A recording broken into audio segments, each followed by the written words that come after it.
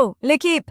Tacta en direct pour vous concocter un cocktail explosif d'actus avec une bonne dose de blague en prime.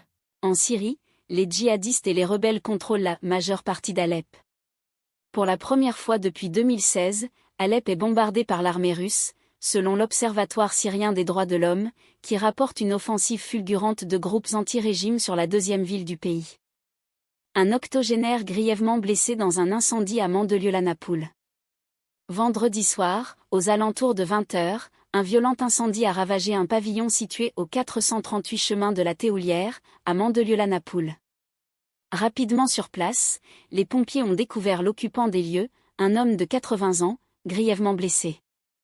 Pris en charge par l'infirmier des sapeurs-pommes. Black Friday, Amazon éclate encore ses prix, 10 offres de folie ce samedi matin hurlant de peur. Amazon nous avait prévenu, le Black Friday ne dure pas qu'une seule journée. Ce week-end, vous pouvez encore trouver de vraies bonnes affaires sur tout le site. On vous a fait la liste de ce qu'il ne faut pas manquer pour ce samedi matin.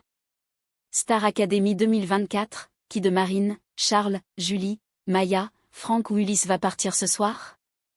Les pronostics de la rédaction. Le 30 novembre prochain, TF1 diffusera un nouveau prime de la Star Academy 2024.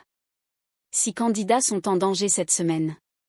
Qui de Ulysse, Charles, Julie, Maya, Franck ou Marine sera éliminé? Voici nos estimations. Xavier Driancourt, pour l'Algérie, critiquer Kamel Daoud et arrêter Boualem Sansal, c'est tirer à vue sur le pouvoir français. Tribune, l'arrestation de l'écrivain Boualem Sansal s'inscrit dans une longue séquence de dégradation de la relation franco-algérienne, rappelle l'ancien ambassadeur astérisque. Or il devient urgent pour la France de sortir du « piège algérien » et d'entretenir avec Alger une relation apaisée. Direct. Vendée Globe, Richomme, Simon, d'Alain à la lutte en tête. Le 20e jour de course en live. Au matin du 20e jour de course sur ce Vendée Globe 2024, ce samedi 30 novembre, Johan Richomme, Paprec Arkea, fait la course en tête après avoir passé le cap de Bonne-Espérance en 4e position. Il est suivi de près par Sébastien Simon, Groupe Dubreuil, et Charlie Dalin, Massif Santé Prévoyance. Quelle carte pourrait jouer Emmanuel Macron en cas de censure du gouvernement Barnier à l'Assemblée nationale?